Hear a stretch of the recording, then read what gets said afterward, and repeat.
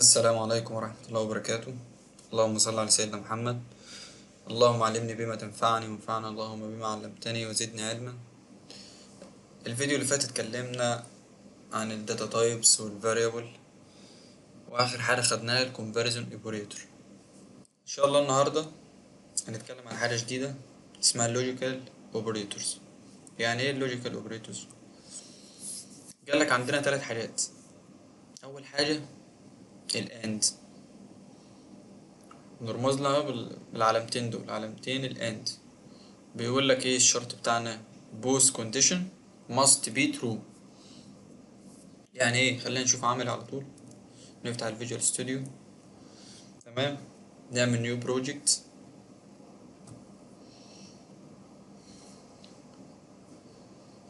نختار console application .net framework. عادي نسيب الاسم زي ما هو عادي. هيفتح معانا.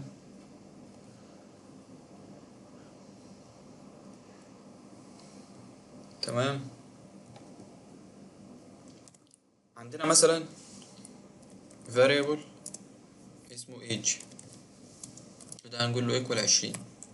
تمام، وفاريبل تاني من نوع boolean اسمه id، وهنقول له ده true. قلنا البول او البوليان بيشيل حاجتين بس، يا اما ترو يا اما فولس. تمام، هنعمل متغير تاني من نوع بوليان عشان يرجع لنا ترو او فولس، ونقول له مثلا تشيك. هنقول له التشيك ده بيساوي ايه بقى؟ هنديله التو كونديشن بتاعنا. هنقول له لازم الايدج يكون اكبر من او يساوي 20 عشان يتحقق، عشان يديني ترو.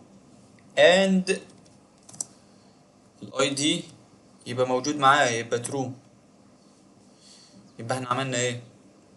عرفنا variable ادينا له قيمته 20، واي دي ادينا له ترو. يعني الاي دي ترو على طول معايا في جيب الاي دي، وانا سني 20. فانا بقول له الاند لازم يكون الشرطين متحققين، مينفعش واحد منهم ما يتحققش. فانا الايج بتاعي الشرط انه يكون اكبر من 20، اكبر من او يساوي 20، والاي دي يكون معاك عشان تقدر تعدي مثلا تدخل مكان معين. تعالى كده نطبع التشيك ده نشوف هيدينا ترو ولا فولس. نقول بسم الله كنترول F5. ادانا ترو. ليه؟ لان الايج بتاعنا اكبر منها ويساوي 20. طب لو خلينا الايج 10، لسه طفل صغير مثلا، شوف هيدينا ايه. ادانا فولس. يبقى الاند لازم يكون الاتنين ترو. تمام، عندنا ايه تاني؟ عندنا الاور. بيقول لك at least one must be true، واحد من الاتنين لازم يكون ترو. يعني لو خلينا ده فولس مثلا. تمام، خلينا نوع بوليان. ماشي، وقلنا له الايدج خليها مثلا ناشونال اي دي،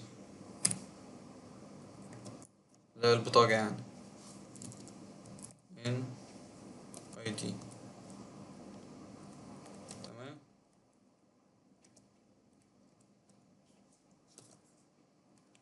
ونقول له علامة الاور هتلاقيها كده فوق الانتر، ندوس شيفت مرتين. يبقى معناه ايه؟ ان اي شرط فيهم، اي شرط واحد لازم يتحقق وعادي وهيشتغل معاه. تيجي نطبع كده نشوف يدينا ايه. ادانا ترو. يعني انت معكش البطاقة بس معاك الاي دي، هتخش تعدي. طب لو الاتنين فولس هيدينا ايه؟ دوس كده كنترول F5. هيديك فولس، لازم على الاقل واحد يتحقق. طب لو ده ترو تاني فولس، هيشتغل معايا عادي. تالت حاجة معانا النوت، دي ريفيرس يعني بتعكس، دي سهلة دي. يعني بتخليه للترو فولس والفولس ترو. تمام، بنعكس بس علامة النط دي كده، علامة التعجب. قبل ما ناخد البارسنج سترينج هناخد حاجة تاني اسمها الكونسول انبوت. يعني ايه كونسول انبوت؟ يعني انا باخد انبوت من اليوزر، بخلي اليوزر هو اللي يدخل لي القيمة. يعني انا هنا في العادي بقول انت اكس ايكوال 50. لا انا عايز اخلي اقول له انت الواي مثلا تساوي، اخلي بقى اليوزر اللي يدخلها المستخدم. يعني انا عملت برنامج مثلا آلة حاسبة، ما طبيعي إن المبرمج مش هو اللي هيدخل القيم. يعني مش عايز احسب مثلا 7 في 8 بكام، مش انا اللي ادخلها، لا ده اليوزر المستخدم اللي انا هبيع له مثلا البرنامج اللي هعمله ده هو اللي ايه، اللي هيستخدم، اللي هيدخل الارقام. فقال لك عشان تاخد قيمة من اليوزر بقى وتتسجل عندي في الواي هنا اعمل ايه؟ قال لك في حاجة عندك اسمها كونسول، احفظ معايا، دوت ريد لاين، وتعمل قوسين كده سيمي كولن. يعني ايه ريد لاين؟ يعني اجرى لي من اليوزر قيمة واحفظها لي في الواي. طب ليه مديك ايرور هنا؟ بيقول لك ان الكونسول دي ريد لاين دي بترجع سترينج، او القيمة بتاعتها نفسها سترينج. فيعني ايه؟ يعني ايه باخد قيمة سترينج واحطها في الواي دي اللي من نوع انت؟ احنا طبعا فاهمين الداتا تايبس، ما ينفعش احط نوع في نوع تاني. قال لك عشان الكلام ده الايرور ده يتشال في حاجة اسمها كاستنج. يعني ايه؟ يعني تحويل او بارسنج. قال لك انت بتحول لايه؟ القيمة اللي انا باخدها سترينج عايز تحولها لايه؟ قلت له الانت. قال لي ماشي، تكتب انت دوت بارس. يعني ايه انت دوت بارس؟ يعني حول لي الكلام ده لانت. شايف الايرور راح؟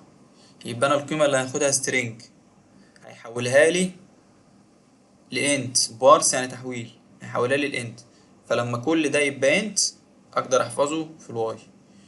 تمام. كده كده هنطبع الواي وندخله القيمة مثلا. هندخل كام في الواي مثلا؟ هو شايف ادالك الشاشة وقال لك دخل بقى، نقول له مثلا 100. شايف طبعا 100 اهو. نقفل ونشغل تاني،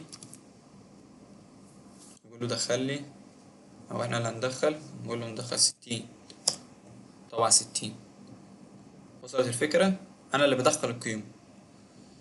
طيب لو عايز احول لدبل مثلا، هقول له دبل دوت بارس لكونسول دوت ريد لاين. تمام. انا القيمة هنا عندي سترينج، القيمة اللي باخدها هنا سترينج، اروح محولها لي لدبل دوت بارس، حولها لي لدبل. طيب لو عايز اخد سترينج من اليوزر، يعني هاخد قيمة سترينج مثلا اسمي مثلا ولا اسمه، النيم بتاعه، خلينا نقول النيم مثلا. هعمل ايه؟ هقول له string دوت بارس؟ اكيد لا. امال اقول له ايه؟ ايه ده؟ ما ادانيش ايرور يعني لما كتبت له الكونسول على طول من غير تحويل، عشان احنا قلنا الكونسول دي string اصلا، فانا مش محتاج اعمل لها تحويل، هي اساسا متحوله. فلما قلت له كونسول دوت ريد لاين على طول، ايه، خد السترينج حطه في string على طول. طب تيجي نشوف. هنوقف الكلام ده كده.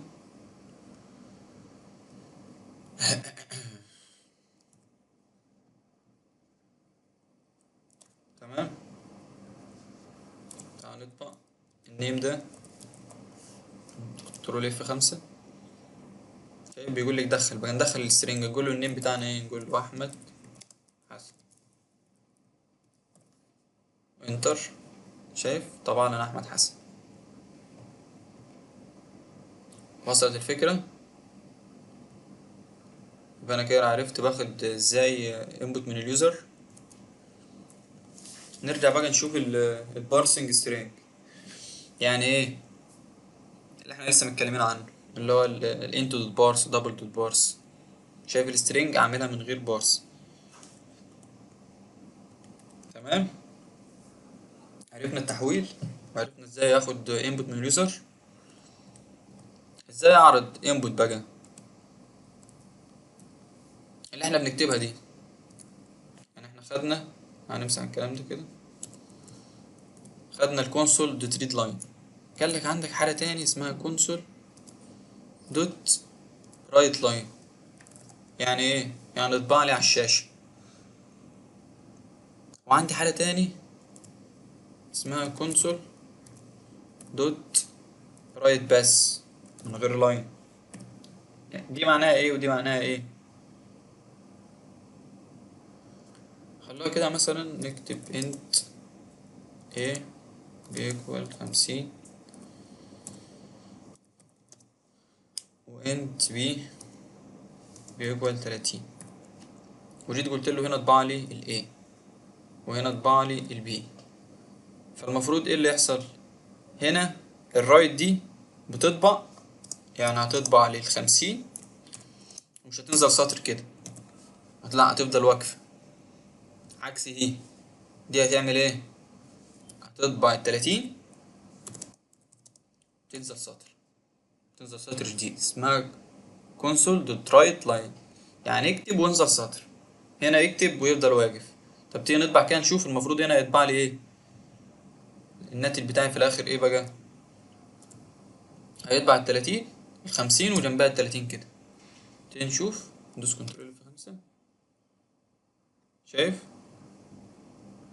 ال50 وجنبها ال30 عشان ايه؟ عشان انا عامل رايت فايه طبع وفضل واقف في نفس السطر. طب بعد ال30 نزل سطر. طب خليت اللي فوق دي قلت لي اعملها لي لاين، كونسول دوت رايت لاين، ايه اللي هيحصل؟ خلينا نشوف كده، بص كده معايا. طبع ال50 في سطر وال30 في سطر، يبقى انا الكونسول دوت رايت لاين بتطبع 50 وانزل سطر وال30 وانزل سطر. وصلت الفكرة؟ عرفنا الكونسول اوتبوت هي رايت لاين ورايت، بس في الغالب يعني بنستخدم الرايت لاين. قال لك الكومنتس ان سي شارب. ايه الكومنتس دي؟ اللي انا بعملها دلوقتي، يعني شايف ده اللي انا عامله ده؟ ايه ده ما ادانيش ايرور ليه؟ اتعلم بالاخضر اهو. قال لك الكومنت ده اي هنت مثلا انت تكتبه ليك، شرح ليك مثلا، شرح تكتب بالعربي، تكتب حاجة انجليش، تمام ماشي. ده الكومنت مش هيجرى الكومبايلر وانا بعمل رن، هيتجاهله نهائي. يعني لما ادوس كده هيطبع عادي، مش هيحصل اي ايرور عندي. يعني الكومنت ده حاجة بكتبه ليا، هنت ليا، شرح.